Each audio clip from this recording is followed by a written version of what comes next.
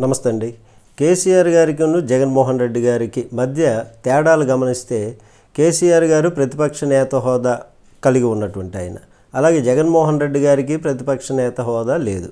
కేసీఆర్ గారికి 119 మంది ఎమ్మెల్యేలు ఉన్నటువంటి తెలంగాణ అసెంబ్లీలో 25 మంది ఎమ్మెల్యేలు ప్రస్తుతానికి ఉన్నారు. బలమైనటువంటి ప్రతిపక్షం అక్కడ ఉంది. కానీ జగన్మోహన్ రెడ్డి గారికి ఏపీ అసెంబ్లీలో 175 మంది ఎమ్మెల్యేలు ఉన్నటువంటి అసెంబ్లీలో కేవలం 11 మంది ఎమ్మెల్యేలు మాత్రమే ఉన్నారు. తెలంగాణ అసెంబ్లీలో స్పీకర్ కానీ డిప్యూటీ స్పీకర్ గారు కానీ కేసీఆర్ని అవమానించాలని కసి తీర్చుకోవాలని ఎదురు చూస్తున్నటువంటి వారు కాదు. ఏపీ అసెంబ్లీలో స్పీకర్గా డిప్యూటీ స్పీకర్గా ఉన్న అయ్యన్న పాత్రుడు గారు కానీ రఘురామకృష్ణరాజు గారు కానీ అదును కోసం సమయం కోసం జగన్మోహన్ రెడ్డి సంగతి తేల్చాలని చూస్తున్నటువంటిది. అయితే కేసీఆర్కు కేటీఆర్ హరీష్ రావుల రూపంలో ఒక బలమైనటువంటి కుడి ఎడమ భుజాలు ఉన్నాయి.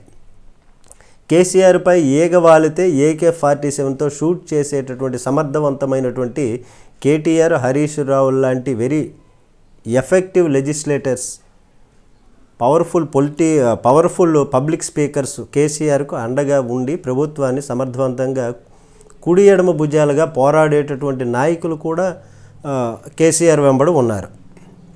మరి జగన్మోహన్ రెడ్డి గారు వెంబడి ఎవరున్నారు? ఆ 11 మందిలో కూడా జగన్ ఎవరికి అవకాశం ఇచ్చేది లేదు, వాళ్ళు పవర్ఫుల్గా తయారైంది కూడా లేదు.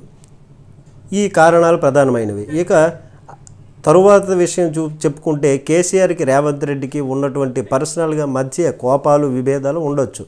ఎందుకంటే రేవంత్ రెడ్డిని అసెంబ్లీ నుంచి పంపించేశాడు.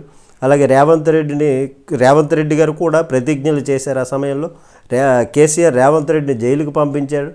ప్రతిజ్ఞలు చేసినటువంటి రేవంత్ రెడ్డి ఇప్పుడు సీఎం సీట్లో కూర్చున్నారు. ప్రతిపక్ష నేతగా కేసీఆర్ కూర్చున్నారు. రేవంత్ రెడ్డి కూడా ఈ సమయం కోసం ఎదురు చూస్తున్నారు.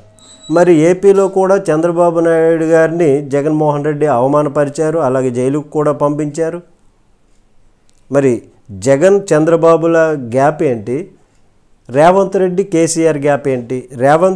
రేవంత్ రెడ్డి గారు సీఎంగా ఉన్నప్పటికీ కూడా కేసీఆర్కు ఉన్నటువంటి పొలిటికల్ స్ట్రక్చర్ను ఏమాత్రం కూడా తక్కువగా అంచనా వేయలేనటువంటి పరిస్థితి. అంచనా వేయలేము కూడా. ఎందుకు?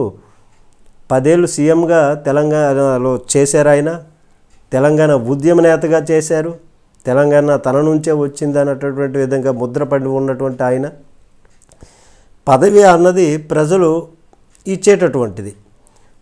ఇది హిస్టరీ జాగ్రఫీ కాదు. అయితే నిజమే, కానీ హిస్టరీ జాగ్రఫీ ఒక పర్సన్కి ఉన్నటువంటి పొలిటికల్ స్టేటస్ను పూర్తిగా తీసేయలేదండి. ఎన్నికల్లో గెలుస్తాము, ఓడిపోతాం. కానీ కేసీఆర్ ఈవేళ ఓడిపోయినా తెలంగాణలో కేసీఆర్ స్థాయి తక్కువగా అంచనా వేయలేనటువంటి పరిస్థితి.